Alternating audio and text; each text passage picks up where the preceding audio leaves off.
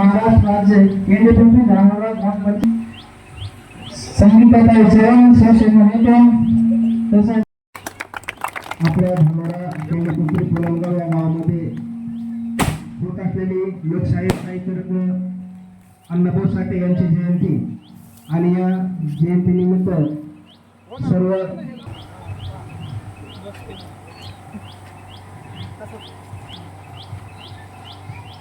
थोर व्यक्तींच्या प्रतिमेचं पूजन आणि ध्वजारोहण झाल्याच्या नंतर समोरची चौकात आपल्याला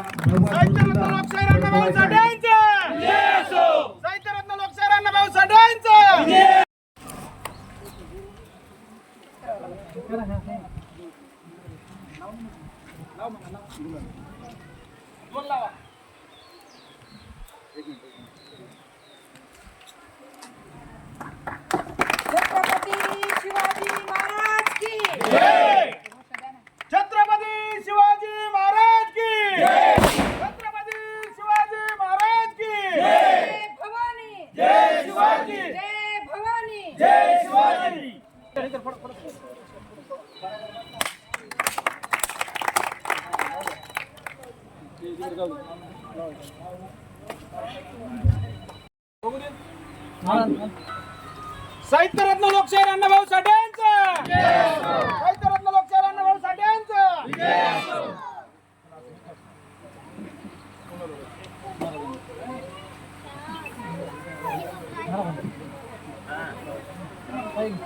महाराज की छत्रपती शिवाजी महाराज की डॉक्टर बाबासाहेब आंबेडकरांचं डॉक्टर बाबासाहेब आंबेडकरांचं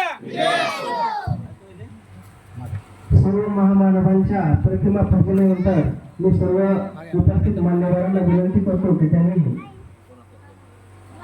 आपापल्या जागी स्थानापन्न व्हावं. वर्षाप्रमाणे आपण साजरी करत आहोत आणि या ज्यांच्याकडे भविष्य म्हणून पाहिलं जातं असे आदरणीय जयसिंग भैया सोळंकी आपल्यामध्ये उपस्थित आहेत. त्याचबरोबर शेख फरजाना बाजी या देखील आपल्या या ठिकाणी उपस्थित झालेले आहेत.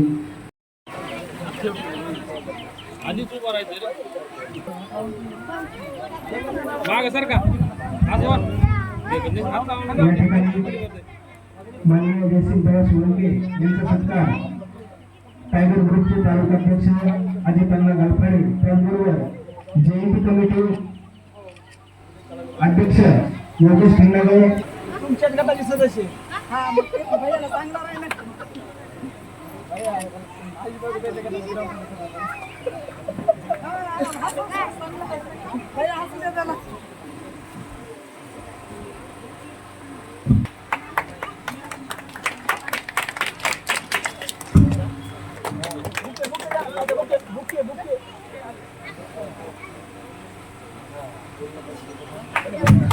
शहाजी डोकरे यांचा सत्कार शेख बाजी यांचा सत्कार जयश्रीताई खंडागळे यांना काकू येतो पण दोघी जण काकू येतो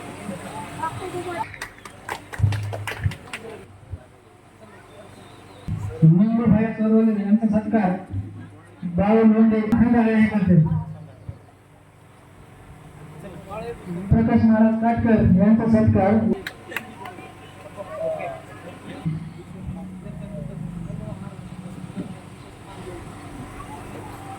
दे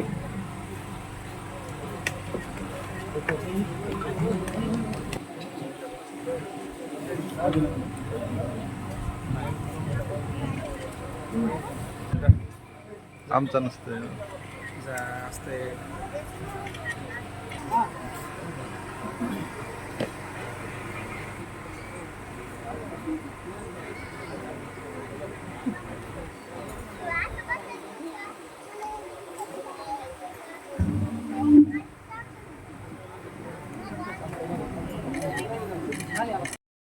प्रत्येक वर्षी अन्नदान असेल त्याचबरोबर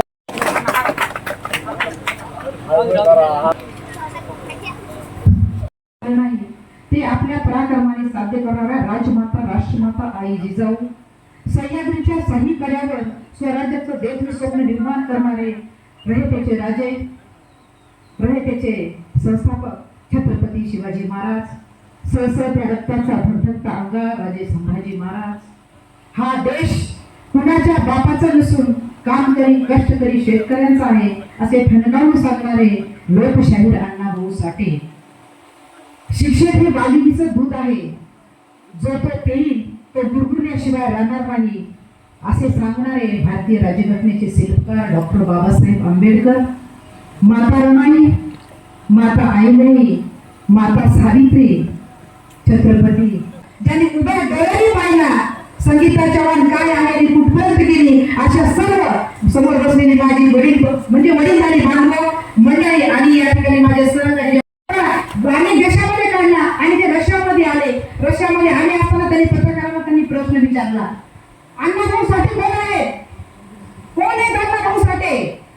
तेव्हा पंतप्रधानांना प्रश्न पडला, अण्णाभाऊ साठे मला तर त्यांचं नाव पण माहित नाही. आता हे माणसाला कुठला माणूस कुठं राहतो, काय राहतो, झोपडीत राहतो, मुंबईत कसा राहतो त्यांना काहीच माहित नव्हतं. परंतु त्यांना फार मोठा प्रश्नचिन्ह पडला होता. एवढ्या कम्युनिटी दलित कम्युनिटी मधला माणूस जर रशिया ठिकाणी त्याची बाबा होते तर हा माणूस असावा तरी कोण. तेव्हा त्यांनी आपल्या महाराष्ट्राचे तत्कालीन मुख्यमंत्री यशवंतरावजी चव्हाण साहेब त्यांना त्यांनी डोक्यात घेतले. म्हणून मी महाराष्ट्र राज्याची महिला आयोगाची सदस्य झाले. भैयासाहेब, मी माझ्या गावामध्ये 432 गाव आहे, 400 गाव असतील, माझ्या घरं असतील. असलेले राष्ट्रवादी काँग्रेस पार्टीचे तालुका अध्यक्ष गजानन अप्पा, या ठिकाणी उपस्थित असलेले आनंदय्या, लंगडे, या ठिकाणी उपस्थित असलेले सर्वच मान्यवर, समोर बसलेले सर्व ज्येष्ठ नागरिक आणि माझ्या माता भगिनींनो, खरं तर आता इतके जण सगळ्यांनी चांगल्या पद्धतीने भाषण केलेलं आहे आणि भरपूर काही गोष्टींवर त्याच्यात उलगडा केलेला आहे. पण प्रत्येक जयंती निमित्त कुठल्याही महापुरुषाची असो, माझा एकच सांगायचा प्रयत्न असतो, जसं सर म्हणाले की महापुरुष डोक्यावर घेण्यापेक्षा डोक्यामध्ये घ्या, हे आपण दरवेळेस म्हणतो. पण खऱ्या अर्थाने हे डोक्यामध्ये घेणं म्हणजे काय. खूपदा अण्णाभाऊ साठे 1.5 दिवस शाळा शिकले, 1.5 दिवस शाळा शिकले आणि इतका मोठा पराक्रम. 1.5 दिवस शाळा शिकले म्हणून पराक्रम नाही केला. कदाचित त्यांचं जे अनुभव होता त्यांचा जगण्याचा, भारताची दैना ती कशी मांडायची ही साहित्यामधून त्यांनी आंतरराष्ट्रीय स्तरावर मांडली. त्यावेळेसचं काम सोपं नव्हतं हे करणं. आज आपल्या गावातल्या एखाद्या पोराला जर सांगितलं की मुंबईला जायचंय, 10-15 दिवस राहायचंय, तर त्याला इतका मोठा प्रश्न पडतो, तिथं मग कोण असन, भाकर कोण देईल, तिथं कष्ट काय करायचे, जायचं कुठं, करायचं कुठं. तर एखादा माणूस या देशातून परदेशामध्ये जातो. आजकाल मॉलमध्ये जरी गेलं ना, एखादा माणूस शिकलेला नसेल तर त्याला ते चढायला शिडी असतात, ऑटोमॅटिक असतात. आणि मी खूपदा बघतो एखादा गावखेड्यातला माणूस आला की तो त्या शिडीजवळ इतक्या वेळ उभा राहतो की त्याला हिंमत होत नाही त्याच्यावर पाय कसा ठेवावा, त्याच्यात जावं. काय अडचणी विमानात बसले की इकडे तिकडे बघत आहेत काय होईल काय नाही होणार. लोक पहिल्यांदा लोक पहिल्यांदा विमानाने दिल्लीला नेले होते तर त्या ठिकाणी जातोय. ही गोष्ट सुद्धा आपण त्या ठिकाणी विचार केला पाहिजे की या महापुरुषांना किती कष्ट घ्यायला लागले. आज आपण डॉक्टर बाबासाहेब आंबेडकरांचं नाव घेतो, छत्रपती शिवाजी महाराजांचं घेतो, जिजाऊंचं घेतो, अहिल्यादेवी होळकरांचं घेतो, फुले शाहू आंबेडकरांचं घेतो. पण त्या काळामध्ये संघर्ष करत असताना मला वाटत नाही की या लोकांनी माझी किती परिस्थिती अवघड आहे आणि मला किती संघर्ष करायला लागतोय हे कोणाला सांगितलं असेल. आधी आज परिस्थिती अशी एखाद्याला आम्ही प्रबोधन करायचा प्रयत्न करतो, हे करा ते करा, शेतीत असं करा बाबा, हे केलं पाहिजे, काहीतरी वाचलं पाहिजे, काहीतरी शिकलं पाहिजे. तर आम्ही करायचा प्रयत्न करू, हे कष्ट करणारच. कुठेतरी कोणीतरी नोकरी करतंय, कोणी शेतात राबतंय, कोणी धंद्यामध्ये कोणाकडे तरी मुली म्हणून काम करते. पण शेवटी उंचावर पोहोचण्यासाठी कुठल्या तरी पिढीला मागचं सोडून नवीन काहीतरी निर्माण करणं हे गरजेचं आहे. जुना इतिहास आपल्या निश्चितपणाने डोक्यात पाहिजे, तो खांद्यावर घेऊन वेळासारखं बैल व्हायचं कारण नाहीये. आज पुढच्या पिढीला आता म्हणजे आता आपल्या स्वतंत्राला 70 वर्ष झाले, या महापुरुषांनी सांगून थकले. मला माहित नाही अजून किती प्रबोधन लागणार आहे. शिका, फक्त शिक्षण घ्या. खूप लोक आम्हाला म्हणतात काय करा, नोकऱ्याच लागत नाही. कोण म्हणलं नोकऱ्या लागत नाही? तर मुंबईसारख्या ठिकाणी बाहेर राज्यातून लोक येऊन नोकरी करत असतात, पुण्यासारख्या ठिकाणी बँगलोरवरून लोक येऊन नोकऱ्या करतात. मग नोकरी लागत नाही हे कोण म्हणतं हे मला कधीच कळलं नाही. आणि कदाचित ग्रामीण भागाच्या लोकांच्या डोक्यामध्ये असं भरलंय की शासकीय नोकरी म्हणजेच नोकरी असते, दुसरी कोणची नोकरीच नसते. आज जरी मास्तरांना 1 लाख रुपये पगार असला, एखाद्या तलाठ्याला त्याच्यापेक्षा कदाचित जास्त असलो, तरी प्रायव्हेट नोकऱ्यांमध्ये मी गोरगरिबाची पोरं बघितले. ताई, मी ग्रॅज्युएशनला पुण्यामध्ये वाडिया कॉलेजला होतो आणि माझ्या शेजारी वाघमारे नावाचा मुलगा त्या ठिकाणी होता, सुनील वाघमारे, मला आजही आठवतो. आणि सहज आमची ओळख झाल्यानंतर ते सोळंके नाव आणि त्यांनी त्याच्या घरी केला असेल, तर त्याच्या आजोबांनी त्याला सांगितलं, अरे त्यांच्या आजोबांनी मला एसटी मध्ये नोकरी लावली. तर त्यांनी मला येऊन सांगितलं. पण तरी सुद्धा त्याची परिस्थिती काय फारशी चांगली नव्हती. पण वाडियामध्ये खूप मेहनत केली. करू शकतो हे कोणत्या बापाच्या हातात नाही. बापच बिघडायला लागले, पोरं बिघडायचा तो विषय सोडा. ही खरी परिस्थिती आहे, खरी एका गोटी आहे. आणि मी आता बघितलं, आता संगीत आता इथं त्या ठिकाणी सत्कार करायचं 4-5 महिला आलं, आम्हाला सत्कार करायलाच माहिती. शॉल कशी टाकायची, हॉल कसं मागून सांगते, पहिले शॉल टाका, महार टाका. म्हणजे माझ्या माता भगिनींना पुढे यायची संधी गावामध्ये किती भेटते ही आपल्याला याच्यातून दिसते. शेतात राबायला आई पुढे असते. आज मी प्रत्येक ठिकाणी सांगतो, जर ग्रामीण भागाचे घरं कोणी चालवत असेल तर 80% महिलांचा हात त्याच्यामध्ये आहे. जर घरातली सगळाच पैसा माणसाच्या हातात दिला, ना कधी घर बांधणं होईल, ना गाडी घेणं होईल, ना पोरांचे शिक्षण होतील. ही परिस्थिती आहे की तुमचा नाही, आमच्या सुद्धा कुटुंबात आहे. आमचं ही घर जर कोणी सांभाळलं असेल, आप्पा उपमुख्यमंत्री होते, बाहेर फिरत होते, राजकारणात त्यांना माहिती होतं, शिक्षण झालेलं होतं, आमचं कुटुंब कोणी सांभाळलं असेल तर ती आमची आजी. म्हणजे व्यवसाय सुद्धा उभं करून द्यायचं लेकरांना ते आमच्या आजींनी करून दिलं. आमची आजी काय फार शिकलेली नव्हती, 13 वर्षाच्या वयातच लग्न झालेलं होतं.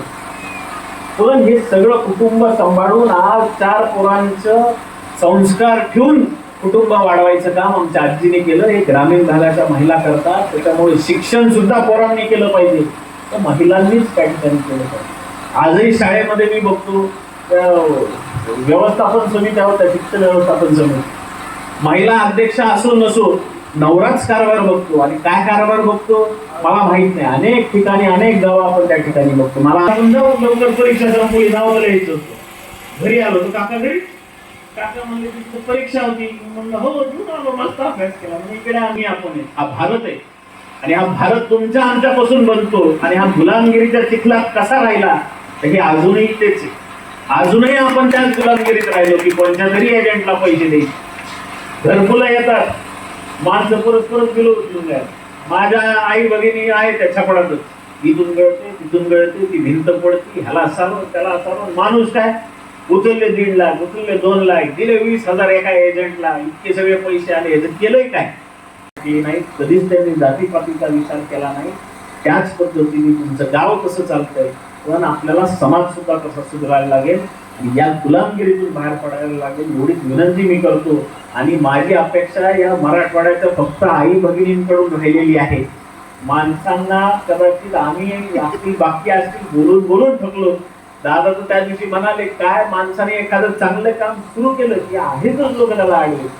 काम त्यांनी किस्सा सांगितला, म्हणजे आपण कारखाना सुरू केला म्हणून लोक म्हणायच्या कारखान्यात काळीच साखर निघतो, मला 36 वर्षात पांढऱ्या शिवाय निघाली नाही. पण एक असं करत करत भोळ्या भाबड्या लोकांना काहीतरी वेगळ्या मार्गावर लावायचं काम काही लोक समाजातली करत असतात.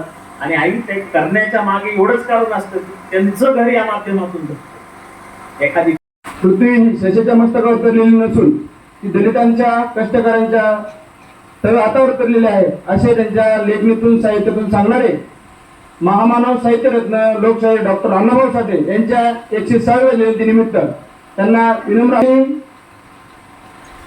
मी मला सांग भैया, मी आज 5वी जयंती आहे, वर्ष 5वं आहे, मी जयंती करतो. मी वैयक्तिक माझा समाज बघायला गेलं तर मुठभर आहे, मला या गोष्टीचा अभिमान आहे. माझा समाज बघायला गेला तर मुठभर आहे. पण मी जयंतीच्या कार्यक्रमासाठी आता एक ट्रेंडिंगला स्टेटस आलेलं आहे पाहिजे. तसं या गावाकडून, या 3 गावचे ग्रुप बनवून या गावाकडून मला भरभरून वर्गणीच्या रूपात म्हणा, देणगीच्या रूपात म्हणा, जयंतीसाठी भरपूर प्रेम भेटतं. आणि तसंच या गावातील युवा तरुण, वडीलधारे, महिला मंडळी सर्वांचं मला प्रेम भेटतं. पहिलं तर गावकऱ्यांचे मी आभार मानेन की त्यांनी मला ही जी ताकद देतात, या ताकदीमुळे मला आणखी पुढे जाण्यासाठी वाव भेटते. भैया, मी या गावकऱ्याच्या वतीनं या युवा पिढीच्या वतीनं आमचे 2 प्रश्न आहेत जे की तुम्हाला लग्न भैयाने सांगितले, त्यासाठी मी निवेदन करून आणलेलं. ते निवेदन आधी युवा पिढीच्या हाताने आपण स्वीकारावं अशी विनंती करतो. डीपीडीसी मधून मंजूर झालेलं काम आहे सिंगल बेड डीपीचं, ते वॉटर होऊन सुद्धा गुत्तेदार काम करत नाही. त्यामुळे तुम्ही आम्हाला वाटतं की लवकरात लवकर हे मार्गी लावून द्यावं. आणि दुसरं, जे की आपण मी त्या दिवशी कार्यक्रम होतो कार्यवर्गाला ओपन जिम, तसे आमच्या युवा पिढीसाठी ओपन जिमचं ठीक आहे, ग्रामपंचायतला जागा नसेल तर आमच्याकडे खूप गावातले बागायतदार आहेत, गुंटा मंत्री तसे एकर मंत्री. आमचा मित्र विशाल राऊत हा या ठिकाणी ओपन जिमसाठी एक गुंठा जागा द्यायला तयार आहे. त्याचं स्वागत तुमच्या हाताने झालं पाहिजे. आणि आमच्या युवा तरुण पिढीच्या जे 2 निवेदन आहेत ते आपण स्वीकारावं आणि 2 निवेदनाला आपण लवकरात लवकर मार्ग काढावा, मार्गी लावावी निवडून.